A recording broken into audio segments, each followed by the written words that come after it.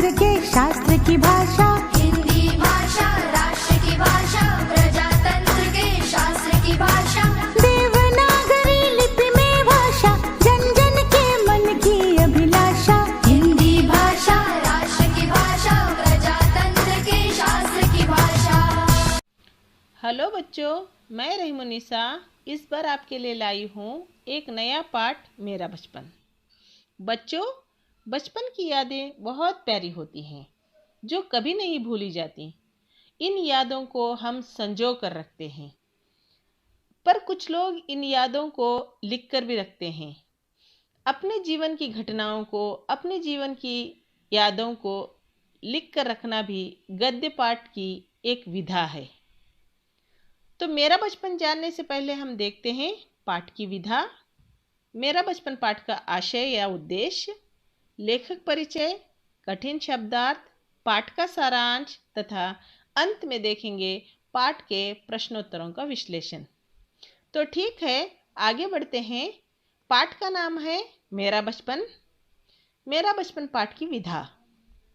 बच्चों, मेरा बचपन एक आत्मकथा है, यानी अपने ही जीवन की घटनाओं को याद करके कथा के रूप में लिखना होता है। इसी से मिलती जुलती एक और गद्य विधा है जीवनी, जहाँ आत्मकथा में हम अपने ही जीवन के बारे में लिखते हैं, तो वहीं जीवनी हम किसी और के जीवन को बहुत करीब से देखकर उनके जीवन की जानकारी लिखते हैं, तो इसे जीवनी कहते हैं। हम देखें कि मेरा बचपन एक आत्मकथा है। यह हमारे भूतपूर्व राष्ट्रपति डॉक्टर APJ अब्दुल कलाम जी के अपने अनुभव तथा जीवन की घटनाएं हैं, जिसे इन्होंने स्वयं लिखा है। तो बच्चों, हम जान चुके हैं कि मेरा बचपन पाठ एक आत्मकथा है, और यह भी जान चुके हैं कि आत्मकथा के लेखक स्वयं वही होते हैं जिनकी आत्मकथा होती है। मेरा बचपन पाठ डॉक्टर APJ अब्दुल कलाम जी के बचपन का परिचय है। उनके बचपन को जानने से पहले हम उनके जीवन का संक्षिप्त परिचय देखेंगे लेखक परिचय में।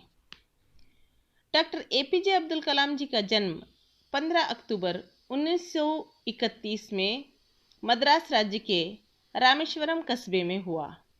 वे बड़े वैज्ञानिक रहे। विश्व भर में मिसाइल मैन के नाम से जाने गए। वे 25 जुलाई 2002 से 24 जुलाई 2007 तक हमारे भारत के राष्ट्रपति रहे। वे देश के अत्यंत आदर्शवादी तथा जनवादी राष्ट्रपति रहे। इनका जीवन पारदर्शी रहा। वे अपनी 82 वर्ष की दीर्घायु में भी कई सारे सामाजिक प्रगतिशील आंदोलनों में सक्रिय भाग लेते रहे। इनके अभियान का मंत्र बच्चों तथा युवाओं में चैतन्यशीलता तथा बहुमुखी व्यक्तित्व का निर्माण करना था। इनके अभियान का मंत्र था, मैं क्या हूँ। अपने 83 वर्ष की आयु में वे जब मेघालय के शिलांग शहर में छात्रों को उपन्यास दे रहे थे, तो अचानक हृदयाघात के कारण 27 जुलाई 2015 को उनकी मृत्यु हो गई। इन्हें कई सारे पुरस्कारों से विश्व भर में सम्मानित किया गया है। उनमें भारत सरकार द्वारा पद्म भूषण, पद्म विभूषण तथा 1997 में भारत रत्न पुरस्कार से भी सम्मानित किया गया है।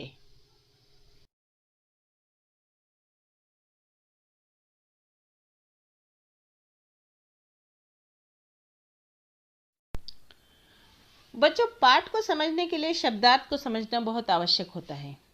तो थोड़े कठिन शब्दार्थ में समझाती जाती हूँ। पहले थोड़ा नोट कर लीजिए, फिर आपको पाठ बहुत अच्छी तरह समझ में आएगा। तो कठिन शब्दार्थ शुरू करते हैं। कस्बा, कस्बा यानी छोटा शहर। औपचारिक शिक्षा यानी फॉर्मल एजुकेशन जिसे बोलते हैं, विद्यालय में जाकर लेने वाली शिक्षा। उदारता, दयालुपन। कदकाठी, देह की बनावट। पुश्तैनी, पूर्वजों का या पैतृक। ऐशो आराम, सुख से समृद्ध। बहुल मेजॉरिटी यानी बहुत ज़्यादा मात्रा में। प्रासंगिकता अर्थ तथा उद्देश्य। पौ फटना सूरज की पहली किरण निकलना। भरसक जितनी शक्ति है उतना यानी यथाशक्ति यानी पूरी शक्ति लगाकर, अपनी शक्ति के बराबर, अपनी शक्ति के हिसाब से पूरा जोर लगाकर इतना सारा हो सकता है। विषाद दुख। ठेकेदार कॉन्ट्रैक्टर। रफ्तार गति स्पीड। हतप्रभ लाचार बेबस निस्तेज शिथिल बोल सकते हैं।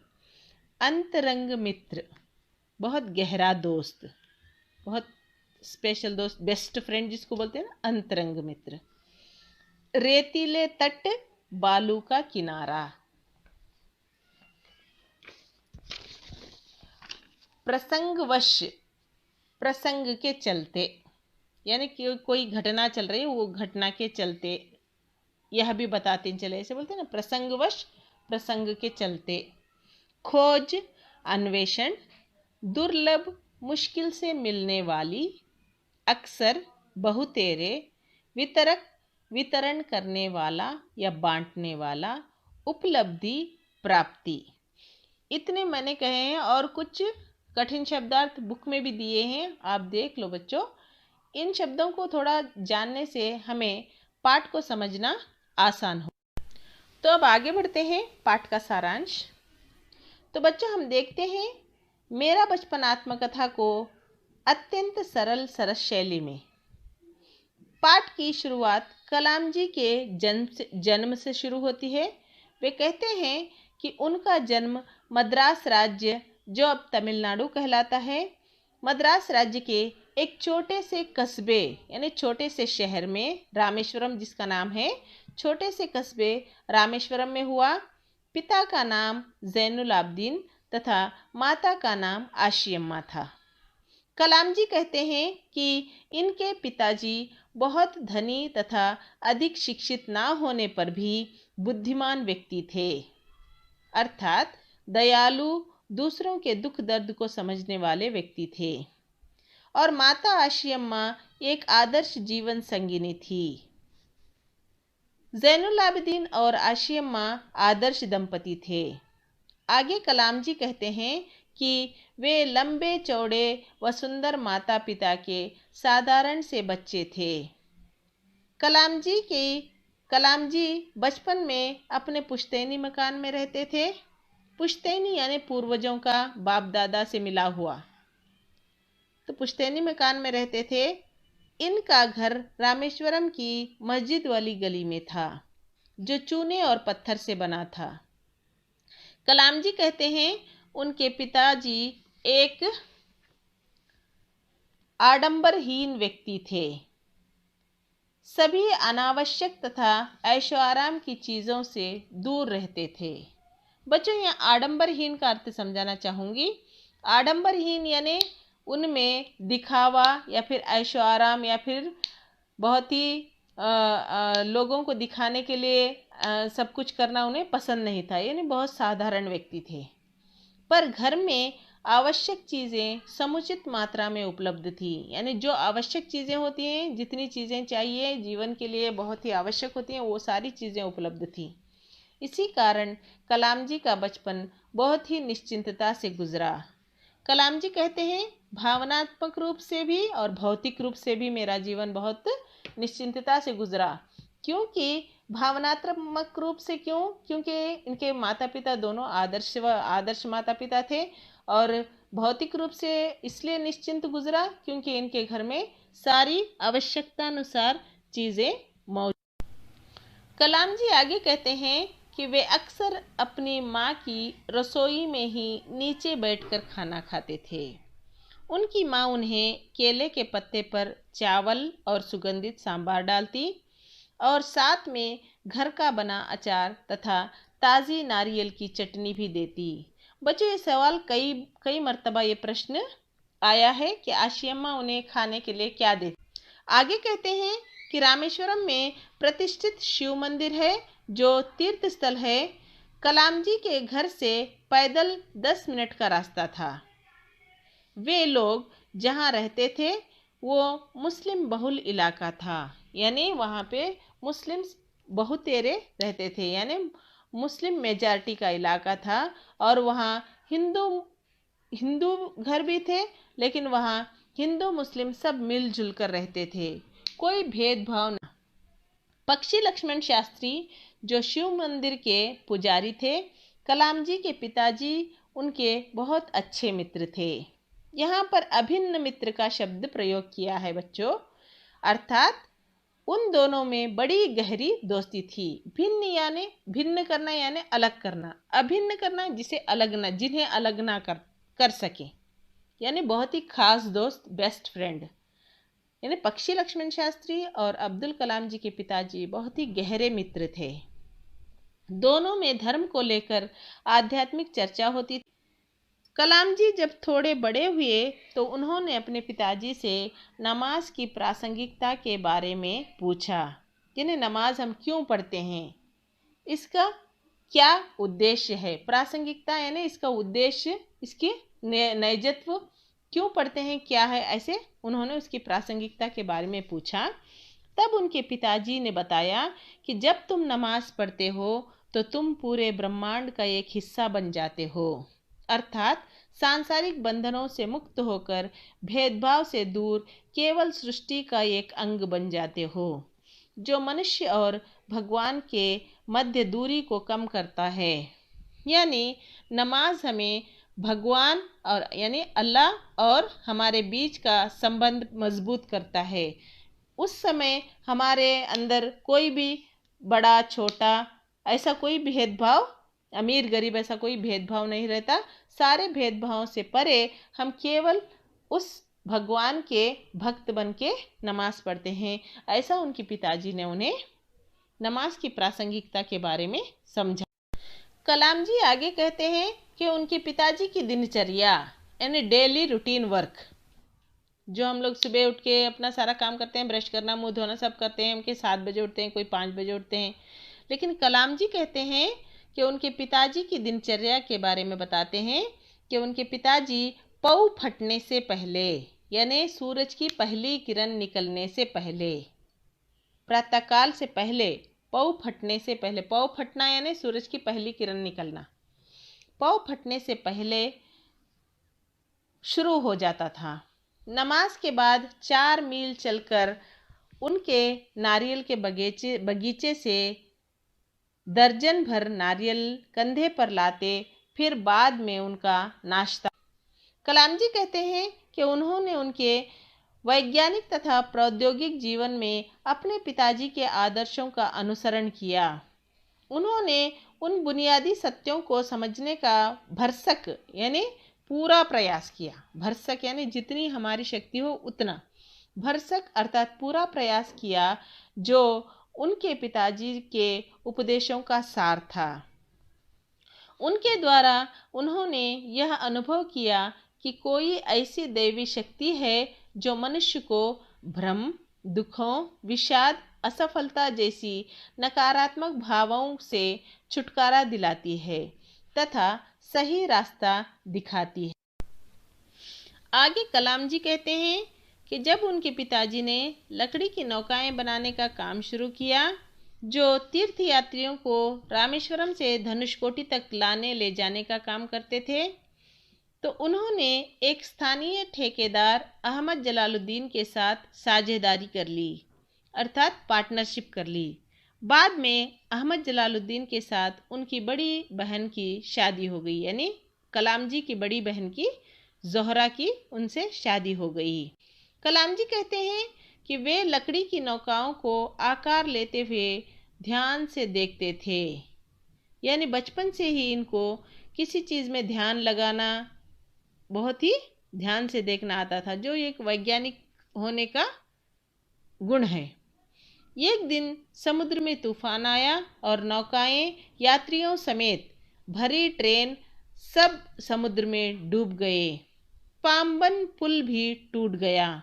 वे कहते हैं कि अब तक मैंने समुद्र का शांत व सुंदर रूप ही देखा था, पर पहली बार उन्होंने समुद्र का रौद्र रूप तथा असीम शक्ति को देखा।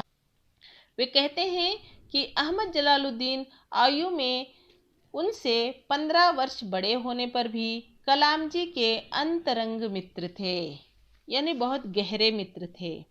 वे उन्हें आज़ाद कहकर बुलाते थे। वे दोनों शाम को समुद्र तट पर दूर तक घूमने जाते और आध्यात्मिक विषयों पर चर्चा करते थे। आध्यात्मिक विषय यानी धर्म से जुड़े हुए विषय, धर्म से जुड़े हुए प्रश्नों के खोज करते, आध्यात्मिक विषय पर चर्चा करते थे।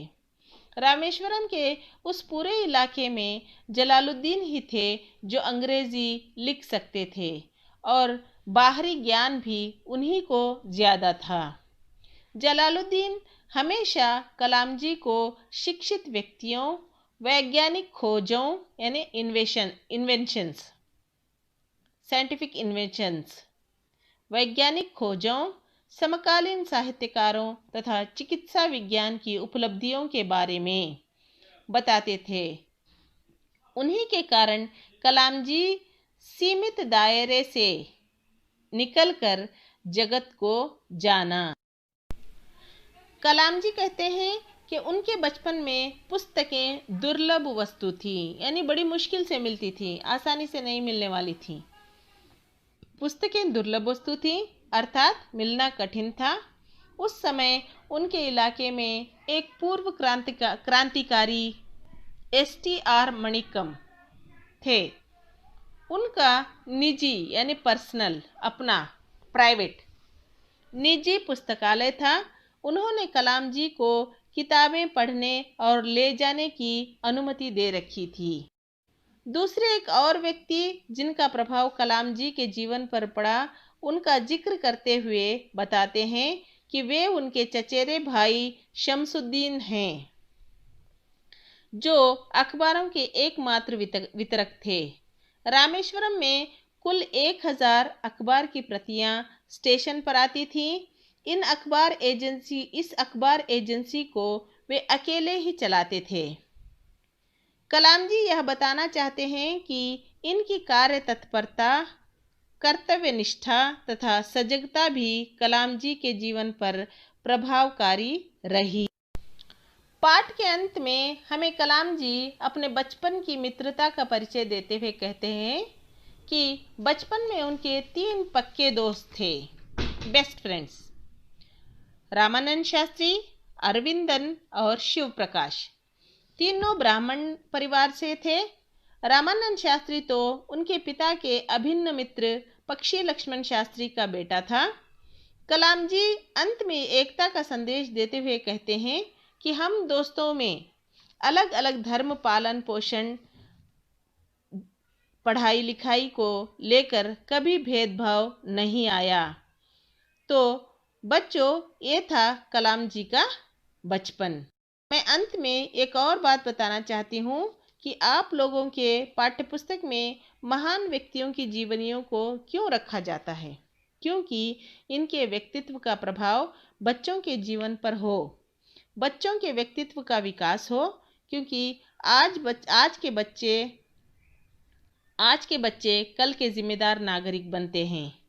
जैसे अब्दुल कलाम भी तो बच्चे ही थे जो प्रभावकारी व्यक्तित्व के साथ बढ़कर इतने महान वैज्ञानिक तथा हमारे देश के राष्ट्रपति बने कि सारे विश्व में इन्होंने भारत का नाम रोशन किया। तो बच्चों, अब हम करते हैं मेरा बचपन पाठ के प्रश्नोत्तरों का विश्लेषण।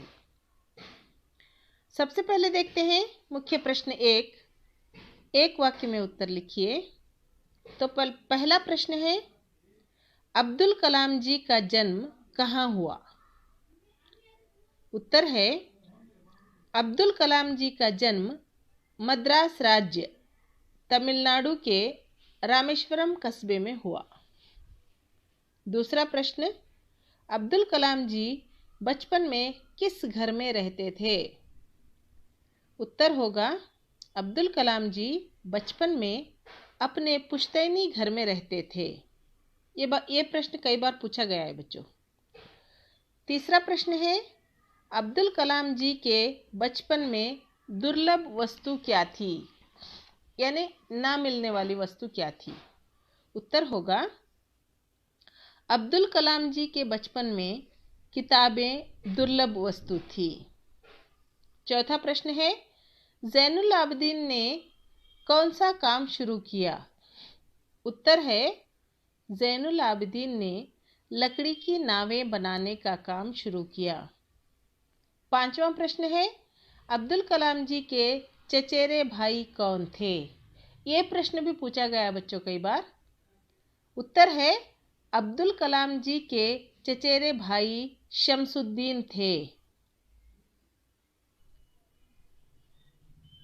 अब आगे बढ़ते हैं। मुख्य प्रश्न 2, 2-3 वाक्यों में उत्तर लिखिए।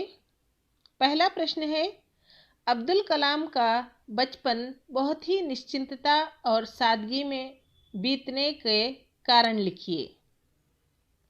उत्तर है अब्दुल कलाम जी का बचपन बड़ी ही निश्चिंतता तथा सादगी में गुजरा, क्योंकि उनके पिताजी एक आडंबरहीन व्यक्ति थे, परंतु घर में सभी आवश्यक चीज़ें समुचित मात्रा में उपलब्ध थीं। दूसरा प्रश्न है, आशियम्मा जी अब्दुल कलाम को खाने में क्या क्या देती थीं। ये कई बार प्रश्न पूछा गया है बच्चों। उत्तर होगा अब्दुल कलाम जी की माता आशियम्मा जी केले के पत्ते पर चावल एवं सुगंधित स्वादिष्ट सांभर डालती थी। साथ में घर का बना अचार और नारियल की ताज़ी चटनी देती थी। तीसरा प्रश्न है, जैनुल आबिदीन नमाज के बारे में क्या कहते हैं। उत्तर है जैनुल आबिदीन नमाज के बारे में अब्दुल कलाम जी को समझाते हुए कहते हैं कि जब हम नमाज पढ़ते हैं तो हम अपने शरीर से ब्रह्मांड का एक हिस्सा बन जाते हैं, जिसमें धन, आयु, जाति तथा धर्म का कोई भेदभाव नहीं रहता। चौथा प्रश्न है, जैनुल आबिदीन ने कौन सा काम शुरू किया। उत्तर होगा जैनुल आबिदीन ने स्थानीय ठेकेदार अहमद जलालुद्दीन के साथ मिलकर समुद्र तट के पास लकड़ी की नौकाएं बनाने का काम शुरू किया। अगला मुख्य प्रश्न है मुख्य प्रश्न 3। इसमें एक ही प्रश्न है बच्चों, 4-5 वाक्यों में लिखिए। एक प्रश्न दिया गया है, वो है शमसुद्दीन अखबारों के वितरण का कार्य कैसे करते थे। उत्तर है शमसुद्दीन जो अब्दुल कलाम जी के चचेरे भाई थे, वे रामेश्वरम में अखबारों के एकमात्र वितरक थे। अखबार रामेश्वरम स्टेशन पर सुबह की ट्रेन से पहुंचते थे जो पाम्बन से आती थी। इस अखबार एजेंसी को वे अकेले चलाते थे। रामेश्वरम में अखबारों की जुमला। अब मुख्य प्रश्न 4 की ओर बढ़ते हैं। इन मुहावरों पर ध्यान दीजिए। यानी मुहावरे 1 नंबर के लिए 1 मार्क्स के लिए आते हैं बच्चों। मुहावरों का अर्थ पूछना, मुहावरों के अर्थ से उनके जोड़ लगाना, ऐसे प्रश्न आते हैं। तो यहाँ भी मुहावरे दिए गए हैं 2 मुहावरे। पौ फटना यानी प्रभात होना, सूर्योदय से पहले का समय, सूरज की किरण निकलने से पहले का समय, उसके लिए प्रभात होना, पौ फटना। दूसरा मुहावरा है काम आना। काम आना यानी काम में। अगला मुख्य प्रश्न है मुख्य प्रश्न 5। अन्य वचन रूप लिखिए। मैं एक एक बोलती जाऊंगी, सुनते जाइए आप। 1 बच्चा, इसका बहुवचन रूप है बच्चे। 2 गली, गलियां। 3 केला, केले। 4 नौका, नौकाएं। 5 प्रतियां, प्रति। क्योंकि यहाँ पे प्रतियां पहले ही बहुवचन दिया है तो उसका एकवचन लिखना पड़ेगा। यहाँ पे अन्य लिंग रूप पूछा है, यानी अगर एकवचन है तो बहुवचन लिखना पड़ेगा, बहुवचन है तो एकवचन लिखना पड़ेगा। तो 5वां है प्रतियां, बहुवचन रूप है तो उसका एकवचन रूप होगा प्रति। 6ठा है पुस्तकें, ये भी बहुवचन रूप है तो उसका एकवचन रूप होगा पुस्तक। अगला मुख्य प्रश्न है मुख्य प्रश्न 6। विलोम शब्द लिखिए। बहुत कम, थोड़ा भी लिख सकते हैं, थोड़ा बहुत कहते हैं ना, थोड़ा बहुत कम ज़्यादा, तो बहुत के लिए कम भी लिख सकते हैं, थोड़ा भी लिख सकते हैं। बहुत कम या थोड़ा, शाम सुबह, सफल असफल, अच्छा बुरा, बड़ा छोटा, अपना। अगला मुख्य प्रश्न है मुख्य प्रश्न 7, जोड़ कर लिखिए। यहाँ पे दिया गया है अ और आ, उनमें से सही उत्तर को जोड़कर लिखना है। मैं सिर्फ उत्तर बताती जाऊंगी, सही जोड़कर बताती जाऊंगी, आप देखते जाइए। मेरे पिता जैनुल आबिदीन, मद्रास राज्य तमिलनाडु, शमसुद्दीन चचेरे भाई, अहमद जलालुद्दीन अंतरंग मित्र, पक्का दोस्त रमानंद शास्त्री। मुख्य प्रश्न 8 की ओर, रिक्त स्थान भरिए। पहला है आशियम्मा उनकी आदर्श डैश थी, जीवन संगिनी थी। नंबर 2, रामेश्वरम प्रसिद्ध डैश है, तीर्थ स्थल है। नंबर 3, पुजारी पक्षी लक्ष्मण शास्त्री मेरे पिताजी के डैश थे, अंतरंग मित्र थे। नंबर 4, अखबार एजेंसी को अकेले डैश ही चलाते थे, शमसुद्दीन ही चलाते थे। नंबर 5, अहमद जलालुद्दीन की जोहरा के साथ शादी हो गई, यानी अहमद जलालुद्दीन की डैश के साथ शादी हो गई, जोहरा के साथ शादी हो गई। मुख्य प्रश्न 9 है अनुरूपता। बच्चों, मैंने बताया था अनुरूपता जो पहले 2 शब्दों के बीच में संबंध होता है, वैसे ही तीसरे शब्द के साथ चौथे शब्द का संबंध जोड़ना है। तो पहला प्रश्न देखते हैं, गांधी जी राष्ट्रपिता, अब्दुल कलाम तो वो राष्ट्रपति, जलालुद्दीन जीजा, शमसुद्दीन चचेरे भाई, ट्रेन भू यात्रा, नौका जल यात्रा, हिंदू मंदिर, इस्लाम मस्जिद। मुख्य प्रश्न 10 के 10 सही शब्द से खाली स्थान भरिए। पहला, अब्दुल कलाम का जन्म डैश में हुआ। यहाँ पे 4 ऑप्शन दिए हैं, बहुविकल्पीय प्रश्न है बच्चों, यानी यहाँ पे 4 विकल्प दिए हैं, चेन्नई, बेंगलोर, रामेश्वरम, श्रीरंगम। तो यहाँ पे सही उत्तर होगा रामेश्वरम। दूसरा प्रश्न है, रामेश्वरम में प्रतिष्ठित डैश मंदिर है। यहाँ पर भी 4 विकल्प दिए हैं, विष्णु, अयप्पा, हनुमान, शिव।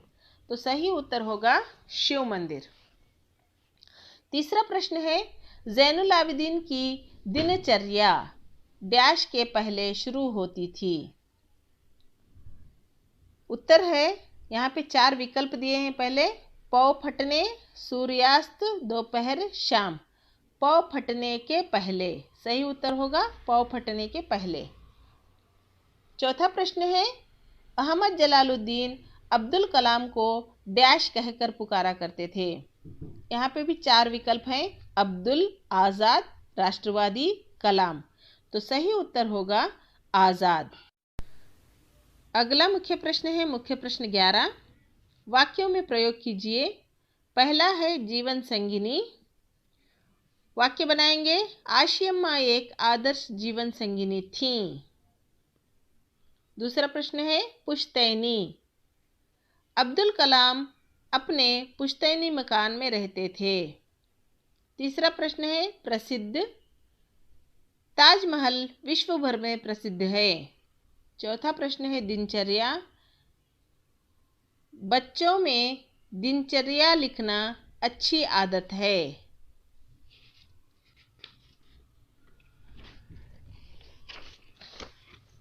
प्रश्न 5, संतुष्टि।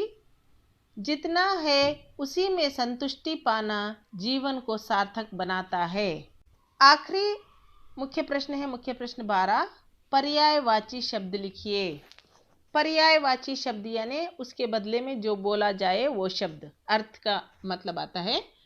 यानी शब्द के अर्थ को भी पर्यायवाची शब्द बोलते हैं, यानी उसके बदल जो हम प्रयोग करते हैं वही शब्द पर्यायवाची होता है। पहला है घर, तो उसके लिए मकान, गृह आता है, आलय, बहुत सारे आते हैं। दूसरा बुनियाद, नींव। तीसरा है शाम, संध्या। चौथा है शरीर, गात, देह। पांचवा है दोस्त, मित्र। तो ये रहा प्रश्नोत्तर और व्याकरण का विश्लेषण। तो बच्चों, आशा करती हूँ मेरा बचपन पाठ आपको अच्छे से समझ में आया होगा। 1 से 2 बार देखिए, पढ़िए, सुनिए, तो आपको और भी अच्छी तरह समझ में आएगा। अगर आपको कहीं ऐसा लगे कि ये चीज़ ऐसी होनी चाहिए थी, यहाँ पे गलत है, ये कुछ ऐसा होना चाहिए था, या फिर आपको कहीं समझ में नहीं आ रहा है जिसे दोबारा समझाना पड़े, तो आप मुक्त होकर कमेंट बॉक्स में अपने कमेंट लिख सकते हो। मैं अगले वीडियो में उनका निवारण ज़रूर करूँगी। तो देखते रहिए हमारे चैनल को और समझते रहिए, पढ़ते रहिए। धन्यवाद।